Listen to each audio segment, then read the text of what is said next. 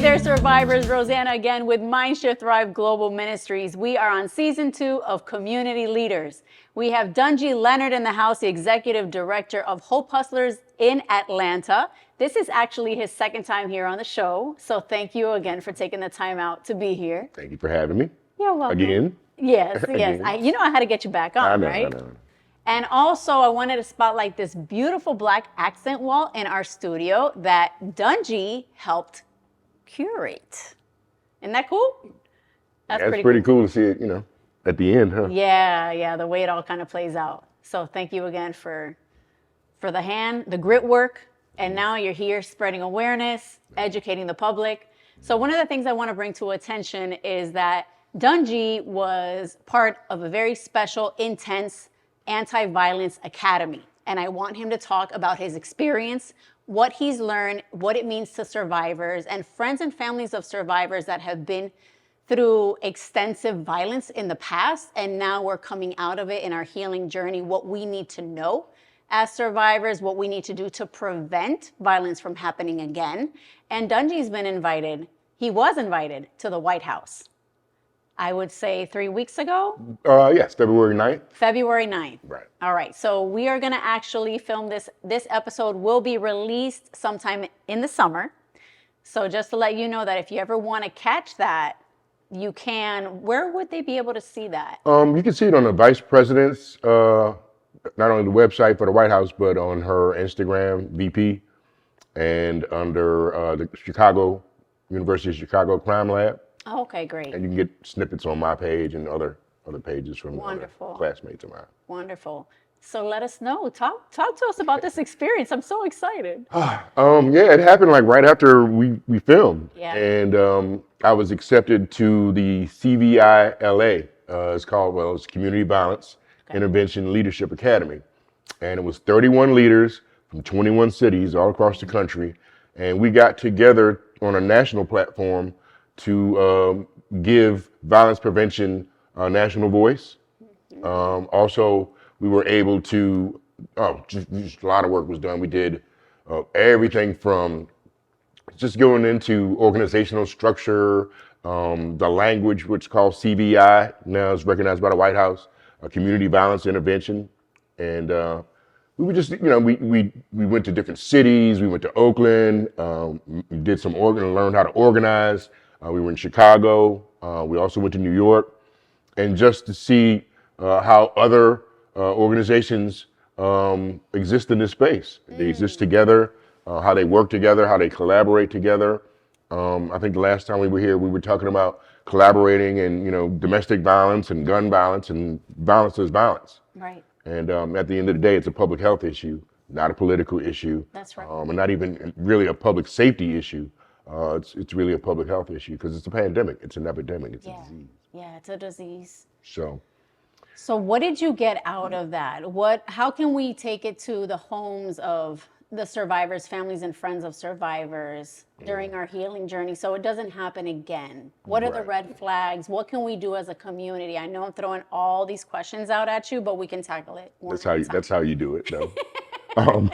No, it's really just a national language now. I mean, for so long, we've been operating in silos. And while I know other, executive directors and directors of the Office of Violence Prevention for different mayors' offices in different cities, this time we actually got to come together and learn the same language. So when we go back to our respective cities, we can all say the same thing. And we had the opportunity to meet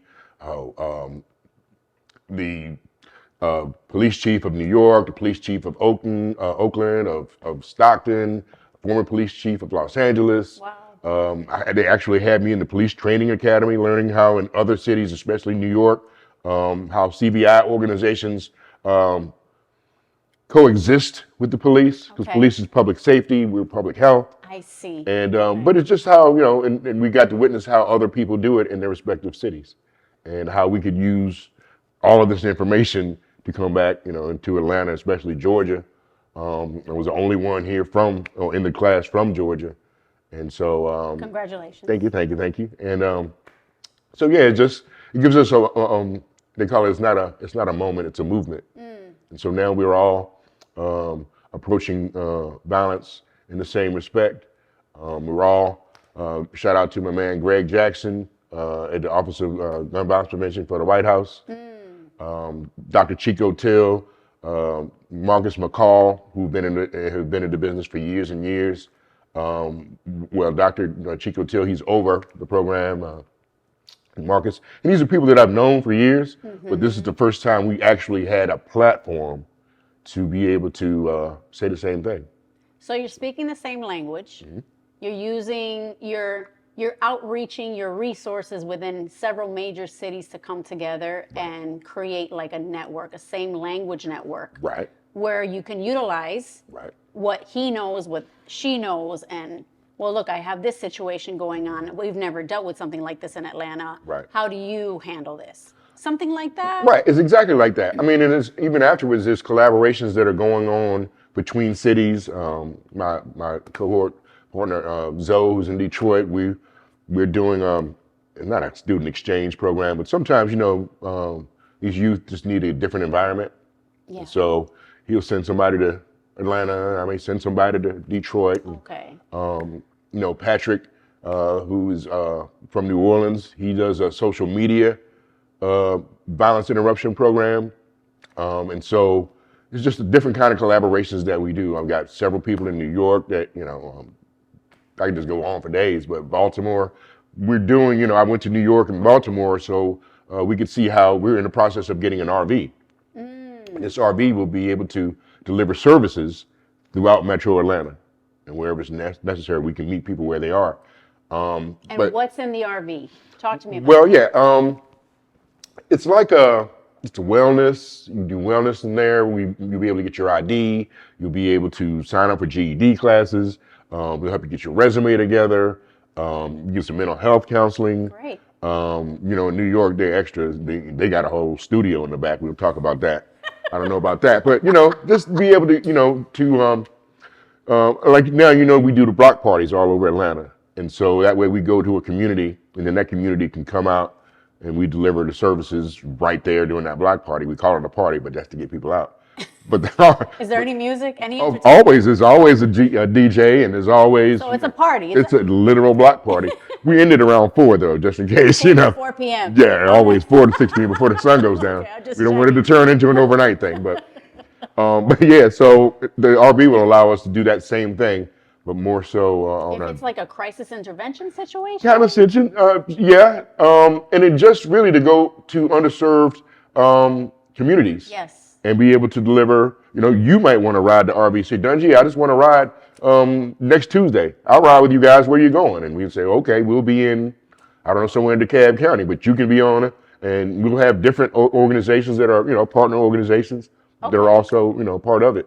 Yeah, we would love to participate in something like that. Yeah, it allows us to do it, you know, more often, I guess, and it's because it's mobile. So, right. So give me an example, like practicality wise. So you would go to a particular neighborhood just to let the neighborhood know what you're doing. So the next time, or you need a certain amount of people. No. Sometimes, you know, when we do a shooting response, it's directly within 48 hours of a shooting happening. We'll go into that community. I mean, we already do this without the RV, but we'll go into that community and have a cookout, and block party, what have you. But at the same time, different organizations can provide whatever services they bring to the table. Okay, so let's say it's a domestic violence dispute, and it was very serious. So I can go into that RV, our staff can go into the RV, Yes. and we can provide support and advocacy for the victims. Right.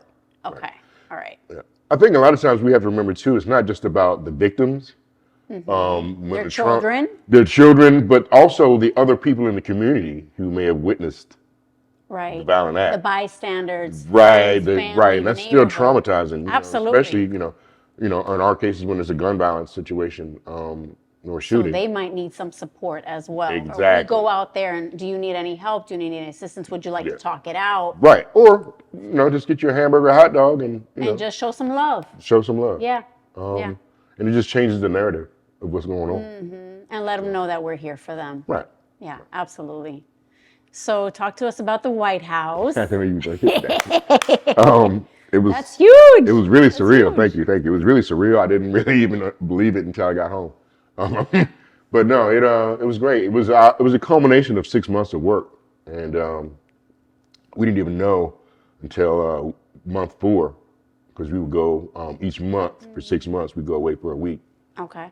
and we didn't even know until month 4 that we would be graduating from the White House. And They kept it a secret. well, I don't think they knew. I don't think they. We were planning on being, I think in Chicago, and then you have to remember Greg Jackson, who works for the White House Office of Violence Prevention.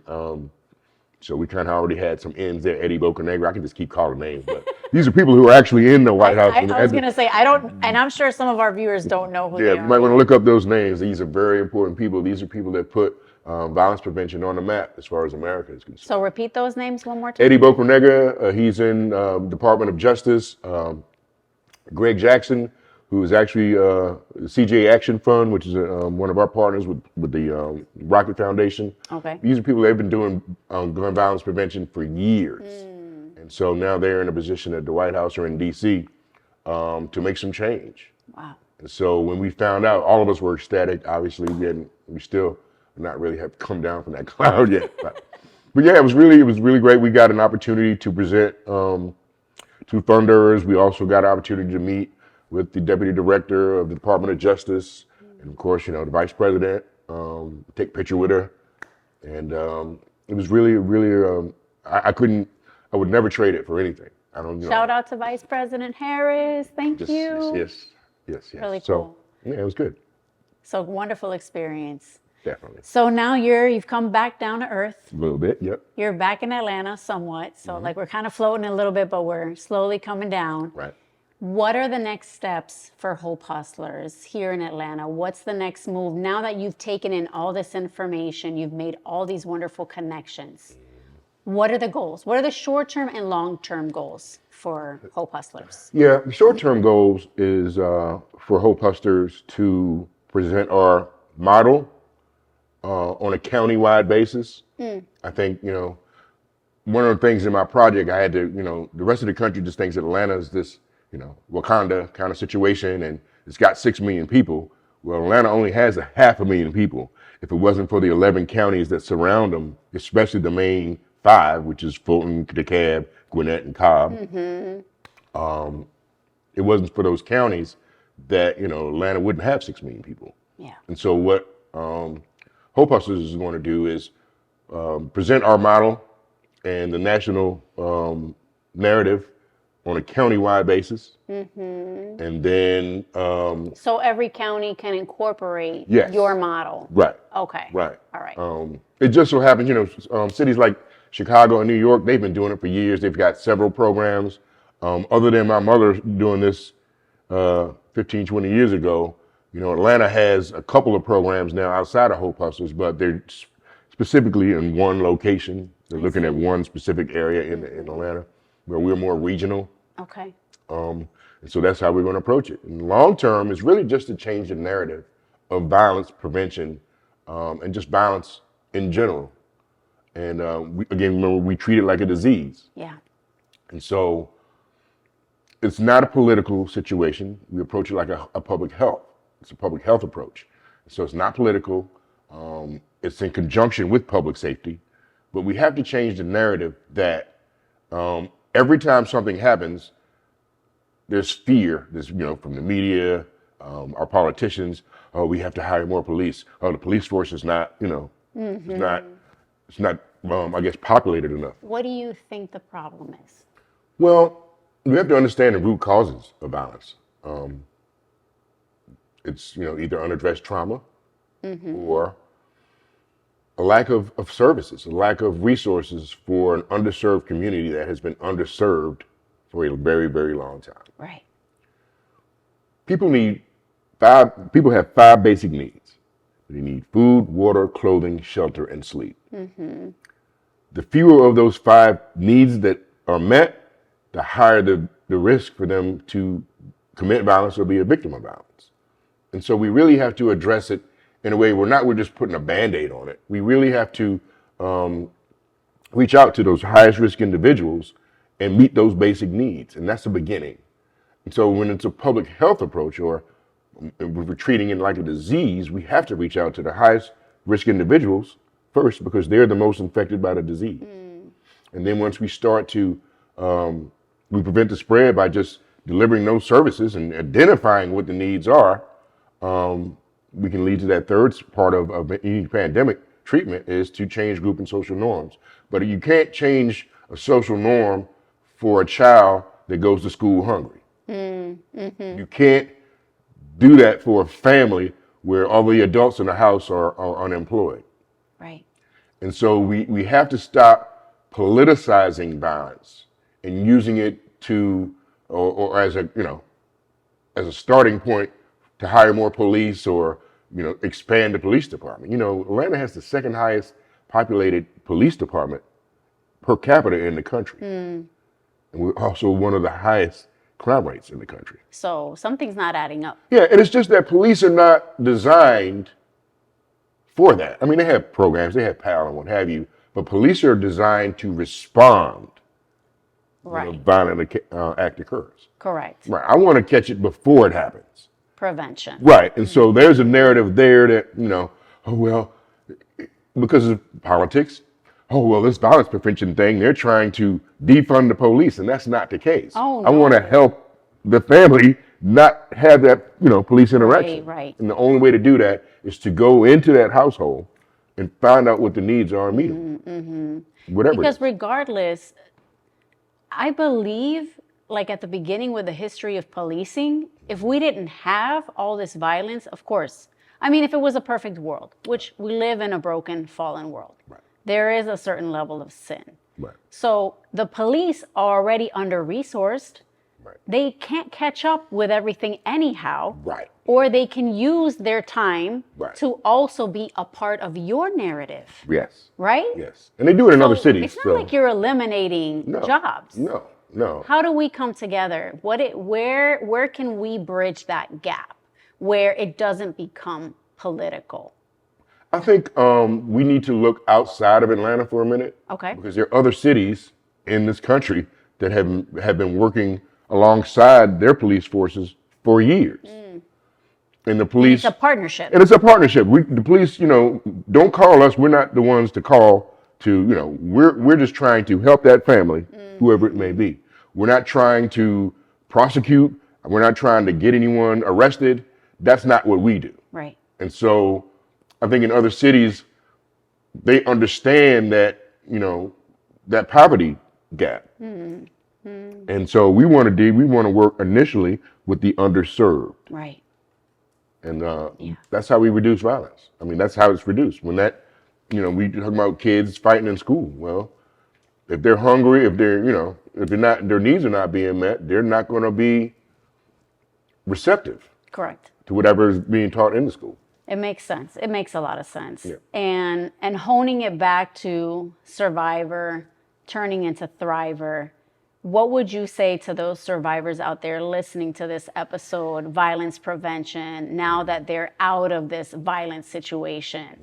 How can they come together and help you bridge the gap? If they're in Atlanta, if they're not in Atlanta, we have many that are outside of Atlanta that are listening now in other major cities. So Right. I just think we have to work as a unit. It's an ecosystem. And what I mean by ecosystem is not just, part of what we do is interrupting the violence by having credible messengers in the community that know, who the violence, where the violence is coming from. And we know who the most underserved people in that community, where they're located. But then, if it wasn't for my other partners, and I can Time to Thrive, there's so many other Hope for Change, Mothers Against Gang Violence. They all have played different parts. So really, what Hope Hustles does is we serve as a conduit. Mind Shift Thrive. Right. We serve as a conduit. Right. We're going to bring those people who are in the most need of the services to you. yeah, We do GED and job readiness and workforce development. That's, pretty much, and we obviously just case management, what have you, mentoring. But I don't do domestic violence. Right. That's what you do. I don't do substance abuse. We have somebody that does that a community partner that does that. And the best community partners are the survivors. Yeah. Substance abuse. Who's the best person to tell someone how to kick a heroin habit than someone who's kicked the heroin habit? Yeah. And that are now reaching out to the community and they're finding their purpose in their pain. Right. I mean, who better to tell someone how to avoid a domestic violence situation than a domestic violence survivor? Absolutely. So that's how we work with the survivor. Hand in hand. So we all play an important part in changing. And changing the lives, the future lives of our generation now and our children's children, and it continues. So we have to break the cycle. Yeah, break the cycle and pay it forward. Right. Pay it forward. We have a big responsibility in the community to do that. So thank you. Thank you for that. I'm really glad that you were able to come back and share what you've been doing, where you're heading. It's going to be a big task. Yeah, I know. So, just take it one day at a time. We're on it. God is good. He's been blessing you. Yeah, he has. And I know he's going to do amazing things moving forward. He already has been. Thank you, thank you. Thank you for everything that you do in the community again. Thank you, thank you. And now, ready for our game. Game time.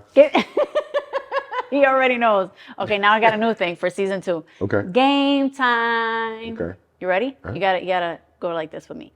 Game time. See, no more high five. Right. All right. Now it's 2 5s, but we're showing it to the camera. Game do that time. every week. Yep. Game time. Okay. So for this particular game, it's a healing. And it's a healing exercise, but it's a game at the same time. So it's a duo approach in the sense that you're going to try to figure out this healing instrument. So we're going to blindfold you. I'm letting you know, I'm preparing you now mentally. Okay. And because we want to make sure you're not peeking. And you're going to interact with this instrument. And I want you to try to figure out what it is. What it is? Yeah. Okay. All right, here we go. Okay, don't peek. Okay. All right. Hold on, I got you. Okay. How's that? That's good. Is it comfortable on your ears? Oh, yeah. Good. All right, cool. Are you ready for the first one? Okay. I'm going to bring it to you. It's in a pouch right now, okay? Mm-hmm. And let me turn it around. I'm removing it from the pouch. And I want you to hold. Okay, you're going to hold it like that. And now I want you to, I'm holding it. So you are free to feel it. You're free to move your fingers around. It's literally like all across your chest in width. Yeah, it's a cultural thing. I don't know what they call it, but I've seen one of these before. Okay, yeah, it sounds like water. Sounds like water, like a stream maybe, or a brook. Mm-hmm. Yeah. Okay. Mm-hmm. Or a shower that needs. Or a shower. A shower that needs. Okay, so. Okay, so I'm going to ask you. Okay. Is it a top bar chime? Is it a waterfall shell chime from Indonesia? Or is it a rain stick? It's the middle one. What do you call it? Waterfall? The waterfall shell chime? Yeah. Did I get it right? I'm so excited. Remove your blindfold. Oh. And now go ding, ding, ding, ding. Yay! He got it! It's only like rational thing, right? It's like, hey. It's cool, right? Yeah, I wanted you to take a look at it. Yeah. Yeah, so I have it here. Rustling, rushing water sounds of nut canary. It's called a nut canary, and it's from Indonesia. Okay, I knew it was a cultural thing. Yeah. Indonesia. And it's considered a superfood in Indonesia as well. Oh, wow. Yeah. So a lot of people use it for like meditation or just to relax or to start off a prayer or to start off an exercise or even do it with their kids. I might want to get one of those for the RV. Because, we do wellness as well. So. Yes. Yeah. I'll send you the link. Gotcha. Okay, cool. All right. Second instrument. Okay. Allow me to guide you. Your right hand here, and then your left hand right here. And then I'm going to start. You're going to take your right hand and you're going to slowly trickle it down. And at the same time you're trickling it down, you're going to rotate it slowly. And then as you do that, you take your left hand and you lower it as if you're lowering down this instrument. And you're turning it at the same time. Yeah, I got you. Ooh, yeah. Then you have to turn and do it the other way. You sure can. Go ahead. Yeah, just have fun with it. Okay. Okay. So hold on to it Okay. because I'm going to ask you what it is. Okay. Is it a chime? No. Is it a rain stick? What's it? Or is it a bamboo bar? Rain stick. No. Open your eyes, remove the blindfolds, and go ahead and press that. Hey, rain stick! Hey! It's a rain stick. It's a Chilean 40-inch rain stick. This comes in different sizes. This is one of my favorites because it lasts the longest, right? If you get a little one, it doesn't last as long. But for your participation and for all that you do, I actually wanted to get you a little mini rain stick, and you could probably use it for your RV. I'm going to use it, and in different classes. That we And have. that one's Thank kind you. of cool because it's got some colors in it. Oh, yeah, it's Yeah, got like some a design. tribal type of design. Kepler in New York would be so proud of me right now. 'Cause we're going back and forth about the wellness, but yeah. Oh, cool. Beautiful. Good. You like it? Thank you. Yes. And another gift I want to give you as well is a study application life application study Bible, Okay. because this is the second time that you're here. Yes. And I so appreciate the fact that you've come back. Oh, anytime. You know, I'm right around the corner. So Awesome. thank you. I know my mother would say, Lord, he needs one of these. So. Ah, okay, cool. Good. All right, let me get a hug. Definitely. Hug in. Thank you, sweetheart. Love you. Definitely. Love you too. Thank you for all that you Thanks do. for having me. Thanks for having You're me. again. welcome. You're welcome. So yeah. All right, survivors, another wonderful episode. You've been educated. I'm sure you've been inspired just as we have. Hope Hustlers in Atlanta, check them out. They're doing an amazing job with violence prevention. This is Rosanna from Mindshift Thrive Global Ministries. We love you. Stay safe. And until next time, survivors, keep thriving. God bless you. Mwah.